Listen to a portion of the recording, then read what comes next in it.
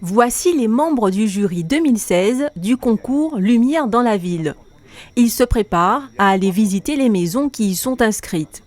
Il s'agit de décider qui parmi les participants a le mieux décoré sa façade pour les fêtes. Une fiche de notation leur est distribuée.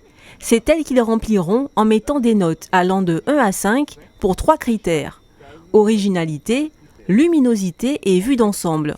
Voilà 7 ans que la ville des Abîmes organise ce défi. Pendant 2 jours, au mois de décembre, avant les fêtes de Noël, nous passons avec un jury, nous regardons, nous notons sur des critères et après nous faisons un jury final qui choisira 2 maisons par canton parce qu'on travaille sur les 3 cantons de la ville des Abîmes et nous faisons le prix maison individuelle et maison en appartement. Donc on peut avoir effectivement un premier prix en maison individuelle sur chaque canton, ce qui nous ramène à avoir 6 prix au total à la fin.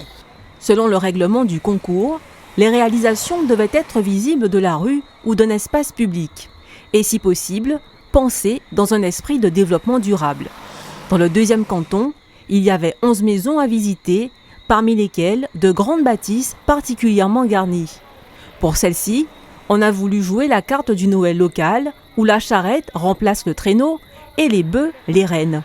Et on a choisi des guirlandes lumineuses, économiques. J'ai opté plutôt sur du LED. Alors ça me permet un petit peu, bien que j'en ai beaucoup, alors ça me permet un petit peu de faire beaucoup d'économies. Ouais. Et ça me permet aussi, pendant l'année, j'évite de gaspiller l'électricité.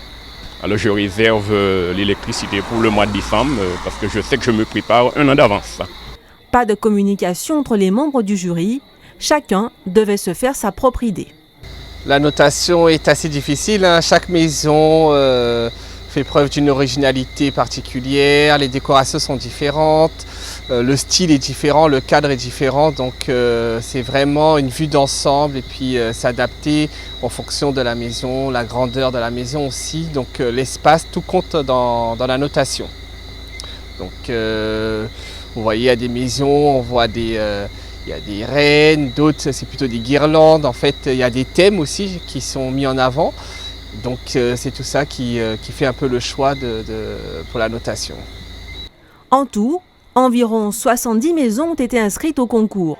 C'est plus que l'année dernière, mais moins que pendant les premières éditions. C'est en janvier que l'on remettra les prix aux finalistes.